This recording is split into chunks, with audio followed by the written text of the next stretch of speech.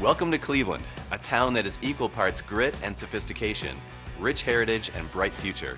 And of course, when you think Cleveland, you think rock and roll, which is why I'm so excited to be here at the Rock and Roll Hall of Fame. You know, there's only one Rock and Roll Hall of Fame, and whether you're a fan of Elvis Presley or Bruno Mars, there's something here for everyone. For the first-time visitor, what would you recommend? Oh man, there's so many priceless artifacts, from John Lennon's acoustic guitar to Michael Jackson's sequin glove.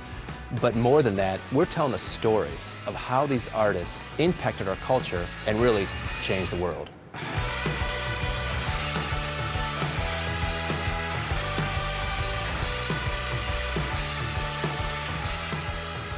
From University Circle to Playhouse Square, from the neighborhoods to the suburbs, you'll be amazed at the world-class experiences you can have right here and the warm, welcoming people you'll meet along the way.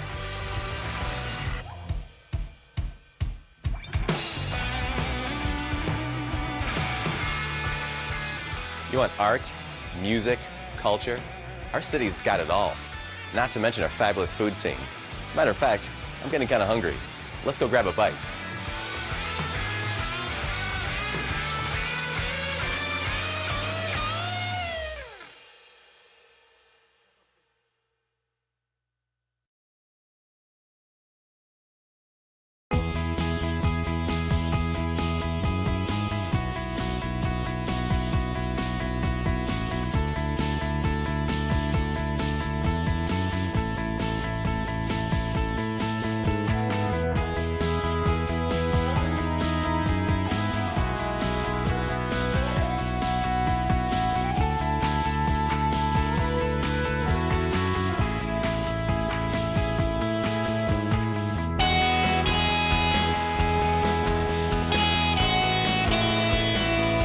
This is A Closer Look, RNC 2016 Special Edition, with your host, Valarie McCall, Chief of Government and International Affairs for the City of Cleveland. Good morning, and welcome to a special edition of Government Affairs, A Closer Look. This is an on-location interview with none other than Jeff Larson, who is the President and CEO of the Committee on Arrangements. And the Committee on Arrangements is the group here that has been stood up by the Republican National Convention and the committee to put on the 2016 Republican National Convention. And so we're excited, Jeff. Thank you for taking time and allowing us to do this interview this morning. Absolutely. Thank you for coming. It's, we like showing off our offices and talking about the convention because we're excited about it. Well, awesome. So Jeff's going to take us through a walkthrough of the offices so we can see sort of behind the scenes where all the work is getting done. And this will be the first of several interviews we'll be doing, and so we're looking forward to it. So where are we now? This is our lobby, and we moved into this building probably last May, and so we've been here, you know, almost approaching a year now. And so we it was just a blank floor when we took over, and we put in $4 carpet. We didn't make a lot of changes to it. We got used furniture, and so it's worked out great for us. Awesome. And so it's a great place. And we should highlight that you're located here in Playhouse Square in the Halley Building. Yep. All right. Well, good. And how many staff people do you have here? We have about 70 right now, and we'll add another 30 or 40, but then we'll have 300 or 400 volunteers that will come in for the last 2 or 3 weeks of the convention. And, that would be great. So yeah. It's we've got people, a lot of people from Ohio, a lot of people from Cleveland, but we've got a lot of people that came from out of town, and they're excited. They love Cleveland. It's grown on them, and they enjoy being downtown and in the hustle and bustle of it all. Now that the weather's turning nice, it's even better. So. This is our weather all the time, I assure you. Okay, but maybe a couple high-level points before we start walking through and get started here. Tell us a little bit about the convention, and how many people we anticipate, why is this so good, and what makes Cleveland so special, which I know the answer to already. Yeah, well, the reason Cleveland is special, I think, at least my opinion, is that it's the people. I mean, the people here are so eager to have a convention. They're so excited about it, and they're proud of their city. The people here are proud of their city, and they really want to show it off. And so for the convention, you'll have 50 to 60,000 people. We have a lot of interest in the convention this time that you might have noticed. And so there's a lot of interest. In the past we've had about 15,000 members of the media. We just had a media walkthrough last week. We had 600 media people here that came to Cleveland. Looked at the Quicken Loans Arena, looked at the Huntington Bank Convention Center, did a tour of Cleveland, but that's about double what we've had in the past. Wow. And so people really are excited and ginned up about this convention, and so we think it's going to be great. But we'll have, like I said, 15,000 members of the media, 50 or 60,000 people that will come to Cleveland to do the party's business. I mean, the convention is not just a big party, but it is the Republican Party's. Every 4 years we get together and we set the rules for the next 4 years. We create a party platform and we nominate our candidate for President of the United States. And so there's a lot of work to be done. I think the delegates and alternates and guests are excited about coming. And it's going to be a lot of fun. All right. Well, we're excited about having it here as well. We know a lot of people, our viewing public, want to know, ooh, there's so much going on. Do I come downtown? Do I do all this stuff? The answer is yes. Yes. We have history in the making here.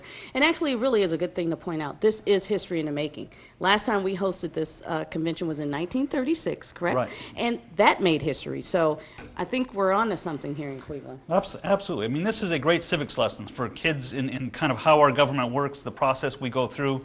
But this has been a part of the Republican process, for well over 160 years. We come together, we nominate a candidate for President of the United States, and basically we're using the same rules that we've used, 160 years ago in many respects. And so, the process is one that both parties have embraced and go through this process that ends in Cleveland, Ohio. And so I think it's going to be great excitement for people as we continue this process for the next 90 days that we have. Well, we're excited. So let's start our tour. All After right. you, sir. Terrific. Great. All right. I'm following you.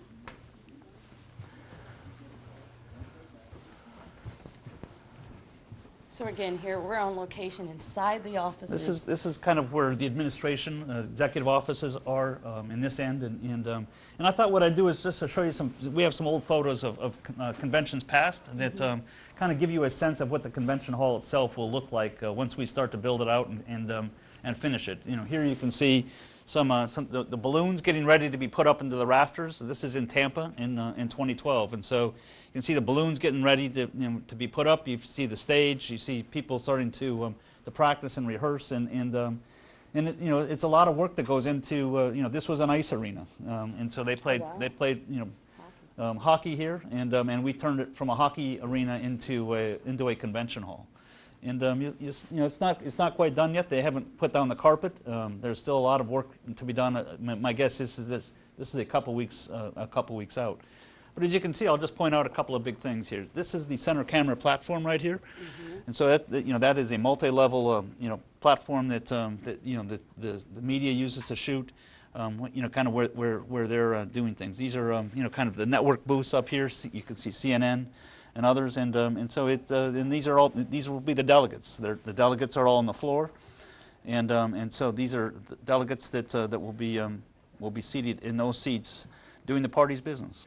And one of the most important parts of this, of course, is the stage, right, where the business takes place. And there's a lot that goes into making a stage look like this, correct? Right. You want to make, we try to be very unique about the stage because it says something about the convention, about our nominee, about the people that are going to be speaking there. And so here we had a lot of different screens. These were all LED screens that could pop up with different messages, different images, and it was a very unique stage. And I think that what you've seen over the course of years is, and we'll take a look at this, but the stages have gotten much more smaller, much more intimate, and what you want that feeling of intimacy and just talking to people, not a big gargantuan stage that we've had in the past. Awesome. Okay, so this was Tampa. This is St. Paul.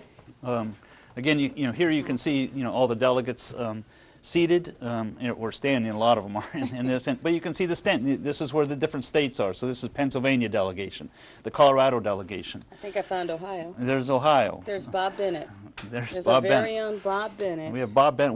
We named our conference room after Republican stars from Ohio, and Bob Bennett has his own conference room, which we'll see in a little bit. And for people, the viewing public may remember, Bob Bennett was a great Clevelander. He was a long-serving chair of the Ohio GOP. He had been with us since day one, Mayor Jackson and myself in the community, ever since we bid on the 2008 convention, and he was just really a leader, a stalwart, and we really, really miss him. He served most recently on our Civil Service Commission, and he was always there. He was with us through the entire site selection process, and so it's fitting to see Mr. Bennett right here. Absolutely. Bob's a great guy and a good friend, and we all miss him a lot. So.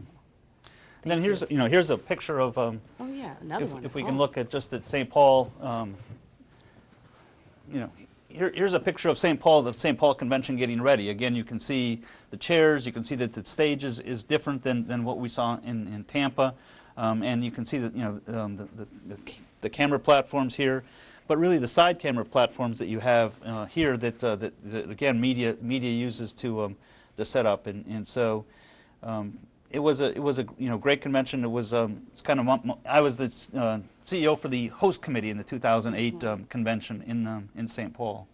And again, of course, I have to point out Ohio is front and center. Ohio is front and center. Front and center, as we say, all politics go through Ohio. So we want to point out that even in 2008, Ohio was front and center. Exactly.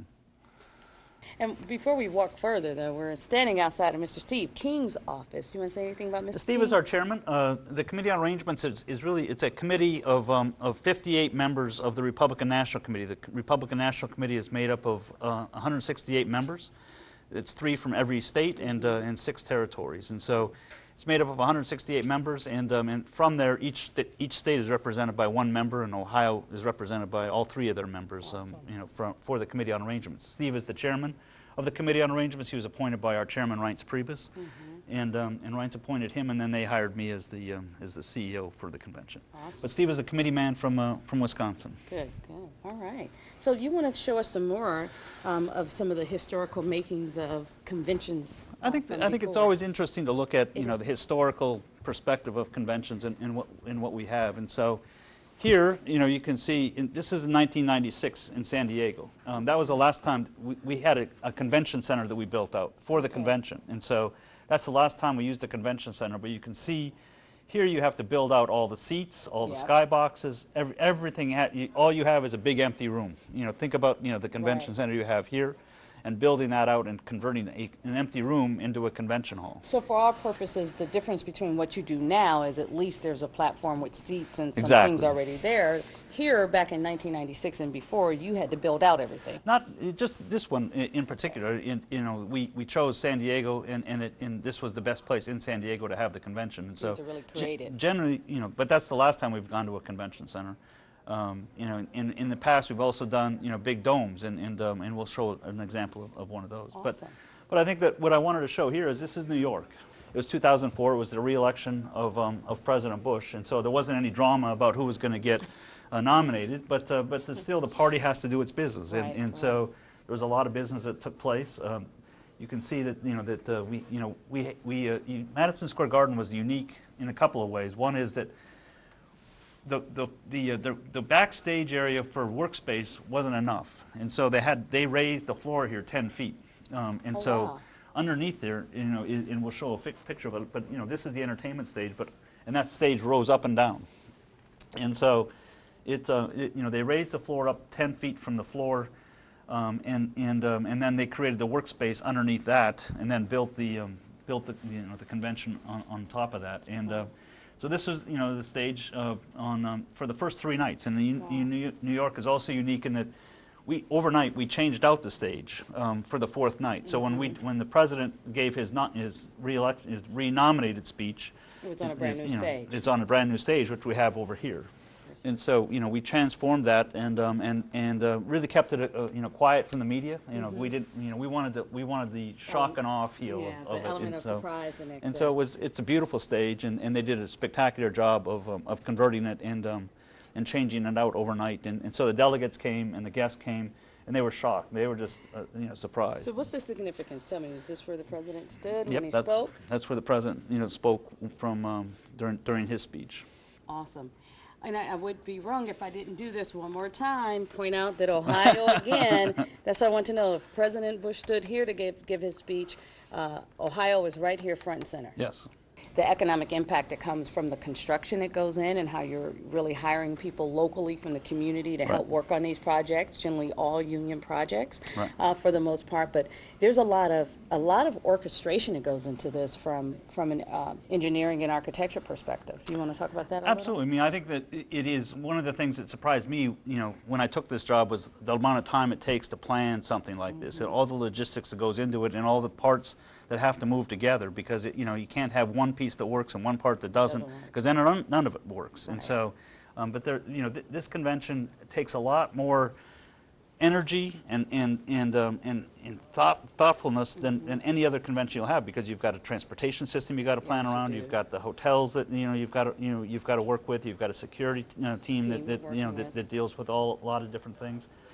And so, and we use a lot more resources than a normal Cavaliers game might use. And so, our lighting is that much more. I mean, we'll put we'll put far more lights in it. Because what we're doing is lighting the floor and the delegate areas, not just the stage. And so it's a lot of work. It's a lot of work. And then you have the delegates, and I think it's important. We spend a few minutes. I always tell people, having been a delegate on the other side and still am one on the other side, that when you have these kind of conventions, there are VIPs and then there are VIPs. Your delegates are really very, very important. They come here.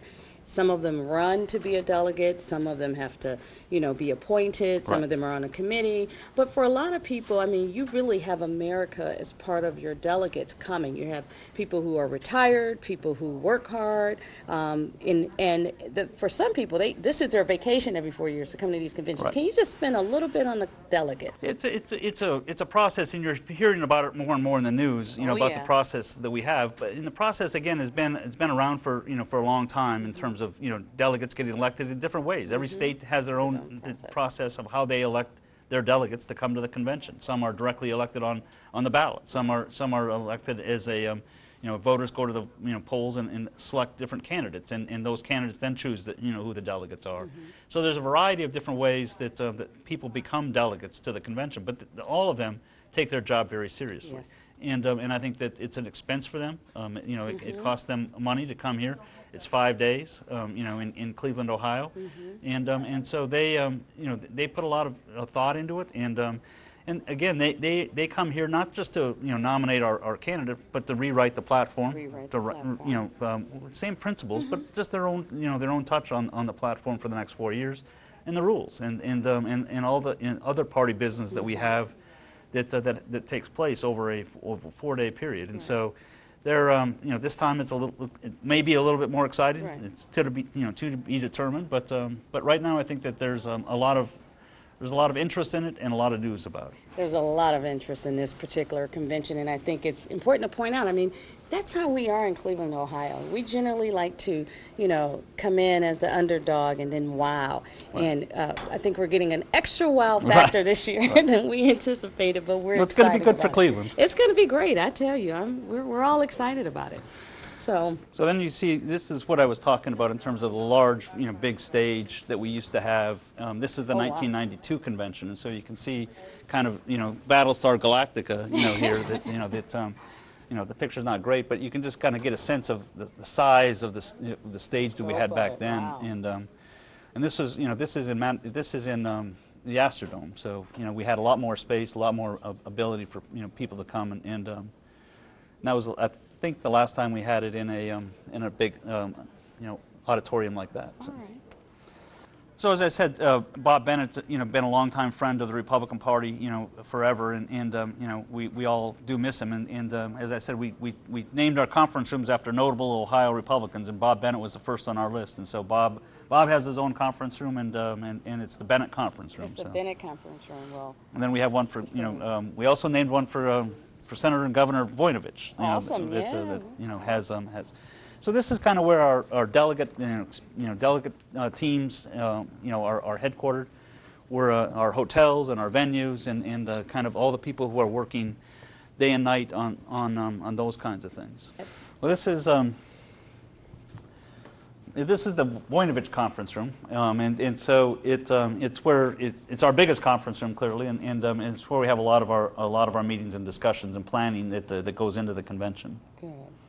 This is level 3 of the Quicken Loans Arena, and the kind of the yellow highlights where the media is going to be, and kind of what different spots that the media is going to be utilizing. The blue spots are kind of where we'll have hospitality and some other things, that some workspace and some of those kinds of things that we have. But you can see that we have stand-up locations here down on the floor, and this is built out a lot for for some of the media.